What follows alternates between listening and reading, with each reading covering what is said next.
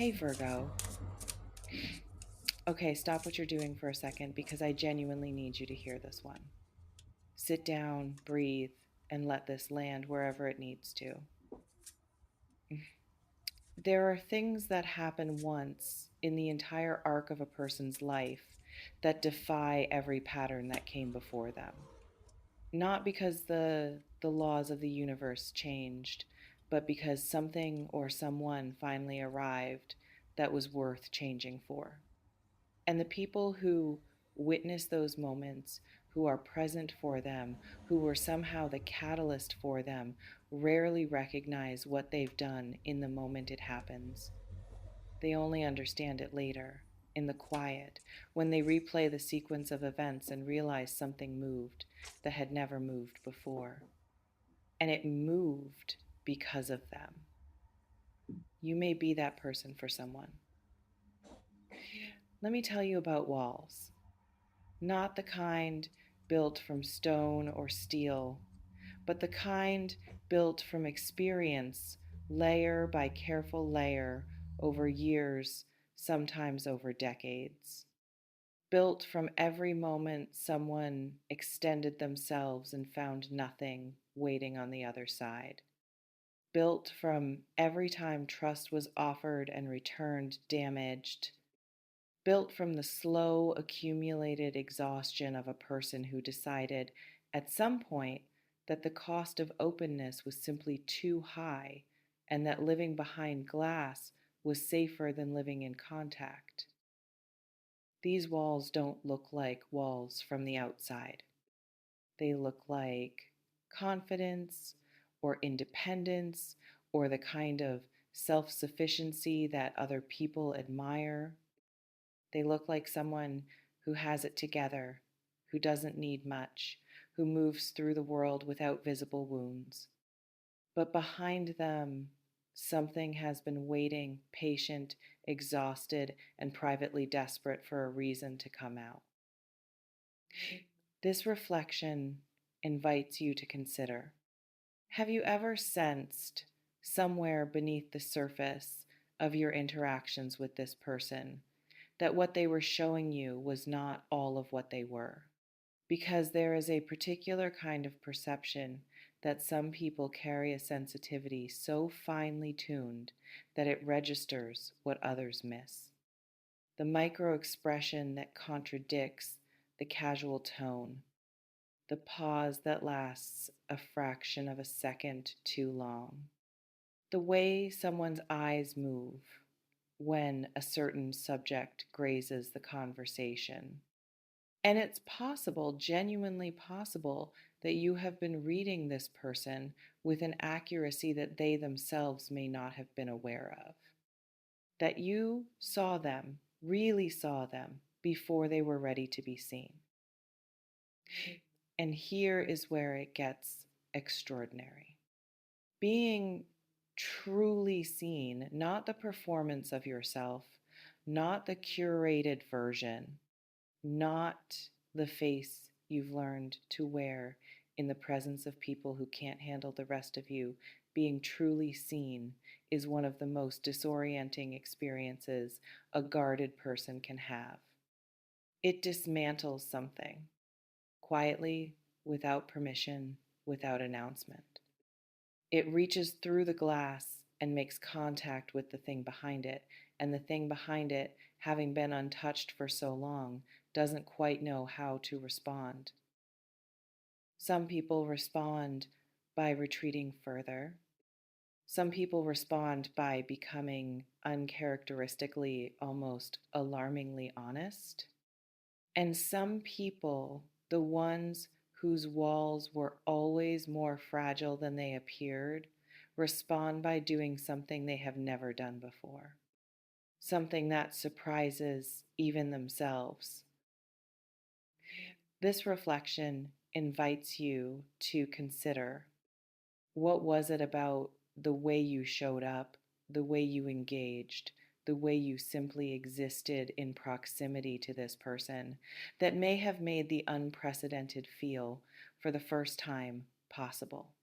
Because I want you to resist the urge to minimize this.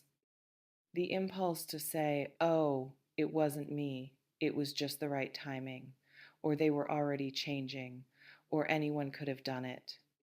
That impulse is familiar and it is generous, and it is also a way of deflecting credit that genuinely belongs to you. Timing matters, yes, but timing is neutral. What you brought to the moment was not neutral. What you brought was specific and rare, and it made a difference that the neutral passage of time alone could not have made. There is something quietly astonishing about being the first person someone calls when something breaks, the first person someone laughs with in a way that makes them forget, briefly, the weight of everything they carry. The first person who made them feel that vulnerability was not a transaction waiting to be exploited, but simply a door opening onto something they hadn't been able to name before.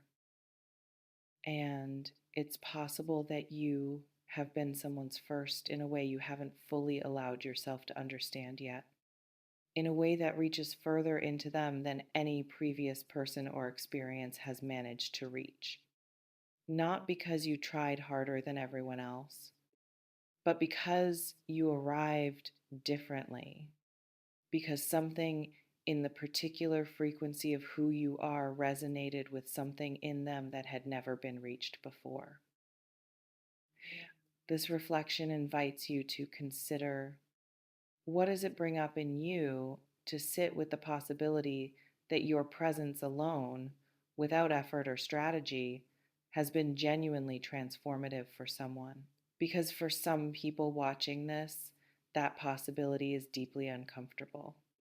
Not because it isn't true, but because receiving it as true would require something, a shift in how you understand your own impact, your own significance, your own right to take up space in the lives of others without apology or qualification. And that shift, as necessary as it may be, is not always an easy one to make.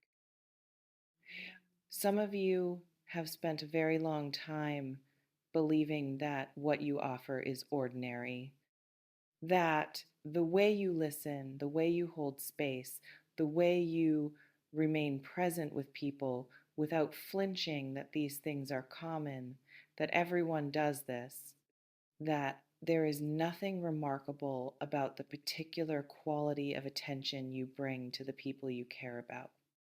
And that belief, however sincerely held, is simply not accurate. It is not common.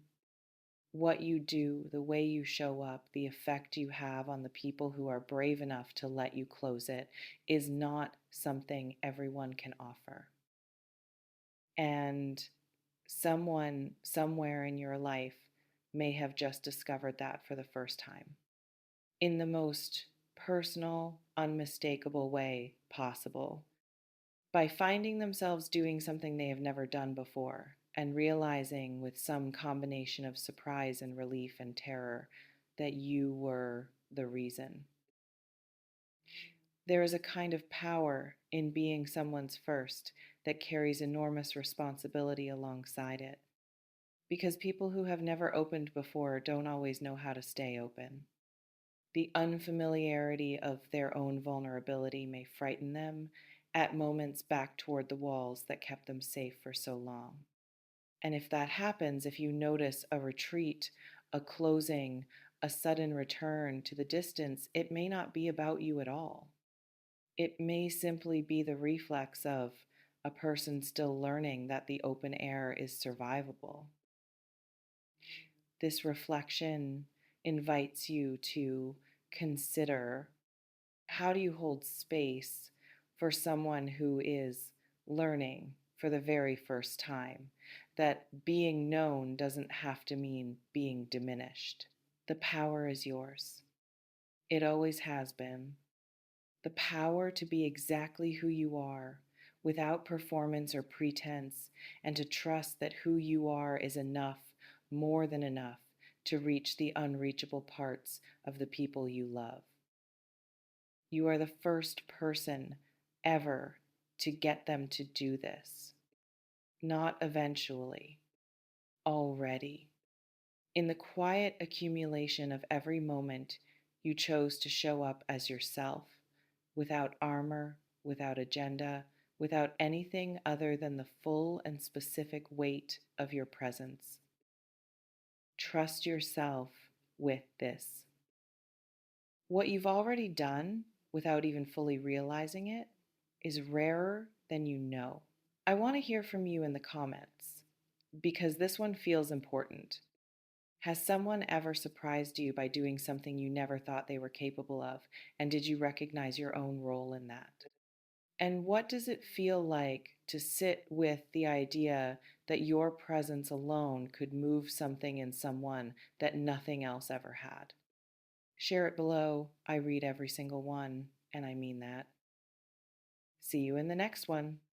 And listen, the fact that they've never done this for anyone else until you is not a coincidence. It is information.